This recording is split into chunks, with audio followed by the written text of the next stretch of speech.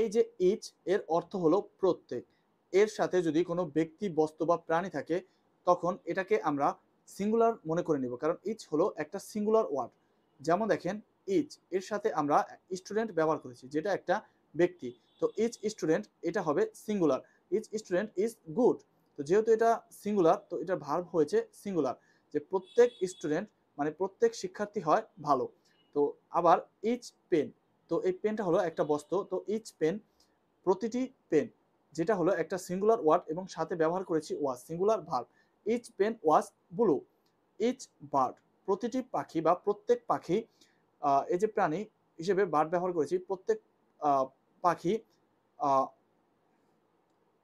Sorry এখানে verb দেওয়া হয়নি, এভরি ইচ বার্ড হ্যাজ, এখানে ইচ বার্ড হ্যাজ উইংস, প্রতিটা পাখির ডানা আছে। তো এখানে আমরা হ্যাজ, এই বার্ডের পরে হ্যাজ, এটা আমরা সিঙ্গুলার হিসেবে ব্যবহার করেছি।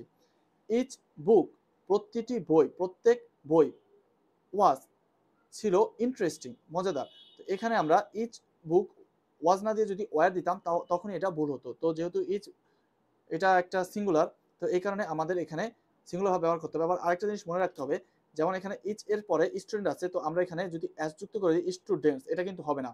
ইচ এর পরে আমরা এই যে নাউনগুলো থাকবে সেটাও সিঙ্গুলার রাখবো।